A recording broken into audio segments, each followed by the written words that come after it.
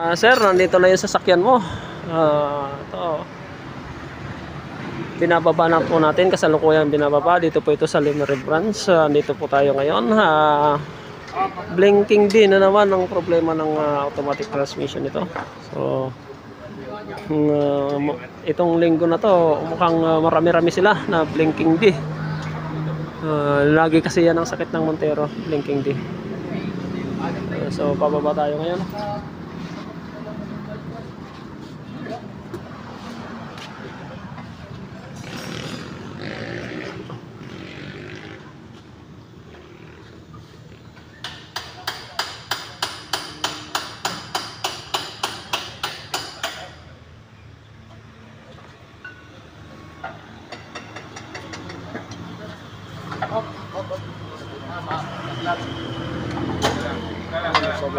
Nagbababa na po ng automatic transmission. Baba ko na. Nakaiwala yung converter. Sige.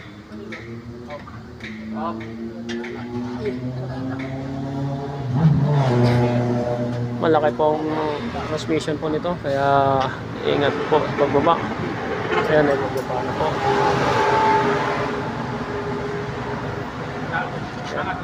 Sila po yung pin ng automatic transmission. Ayan,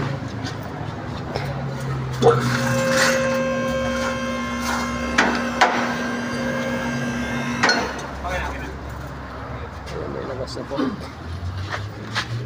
Labas na.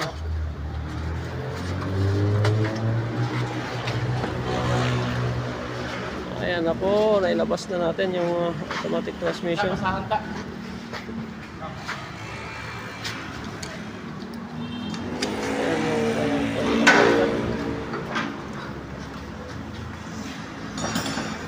Isa pa pang taas.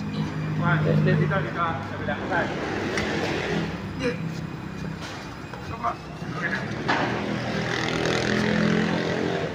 Ayan.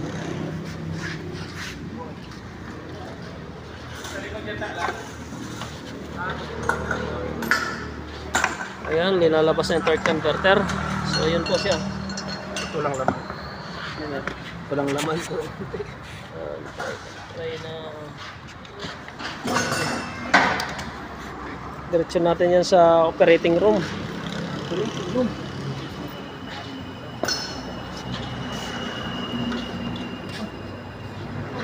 Ayan, sasalang po natin sa operating.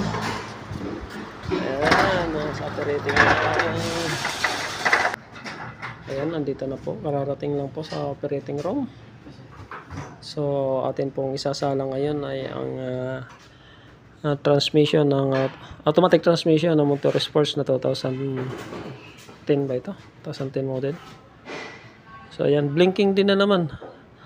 So, common po sa atin yan, yung ganyang issue. Hindi po bago sa atin yan.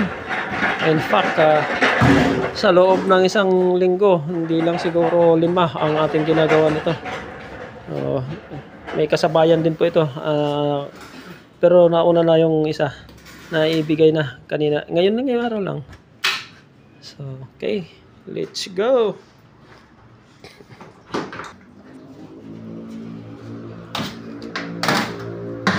Tignan mo ako ng ano. Tignan mo na yung alam. Bagong palit niya lang yan. Pero yan na, sunog na. Yan. Bagong palit lang nila.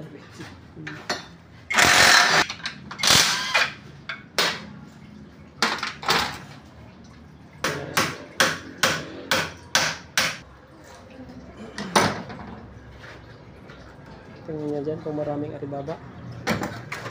Tanggalin natin yung oil pan. Mukhang makapal ah. Ito may mga magnet to eh. Ayan o. Kapal ng aribaba. Ayan o. So yan yung mga durog na yan. Yung mga galing sa loob ng transmission. Ito yung filter to eh. Ito yung filter nyan.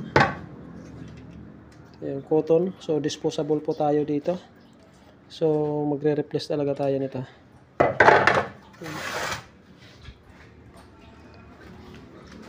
Ayan na. Ayan na yung kanyang valve body.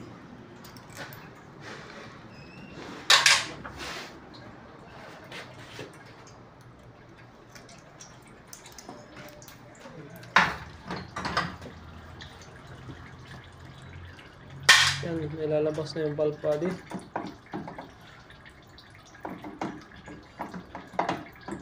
Guide yan.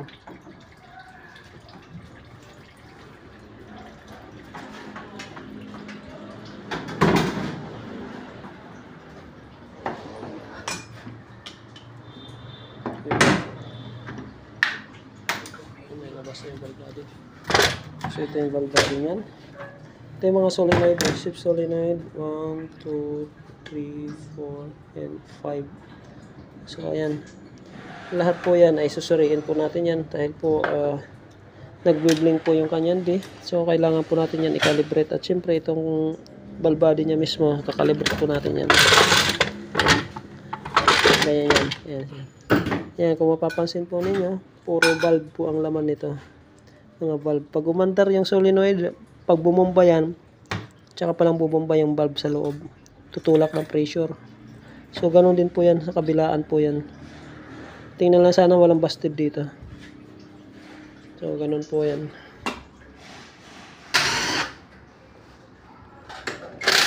Ang transmission nito ay hindi pa ako nabubuksan since 2012.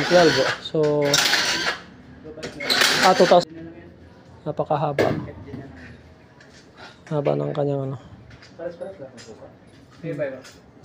Sige, lagay mo lang dyan.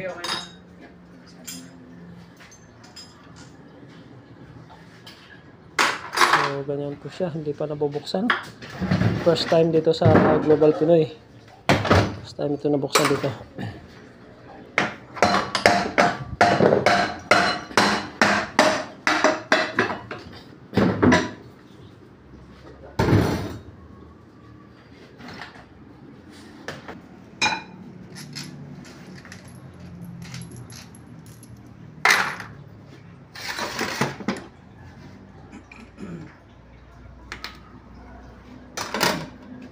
So ito, anahin lang natin, medyo iba ang history nito eh.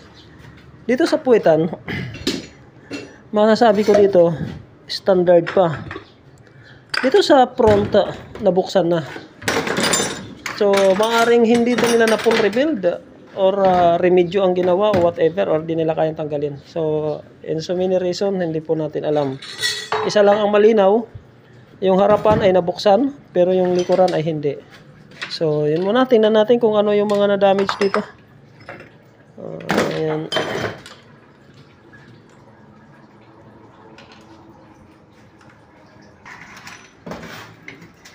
Init-init na. So, relax. Kita nga naman. Tingnan naman muna ito. Tingnan. Ayun, sunog po.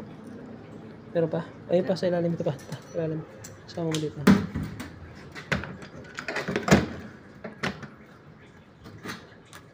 Yan. Ganito siya. Ayan o. Mga sunog po lahat. Sunog lahat.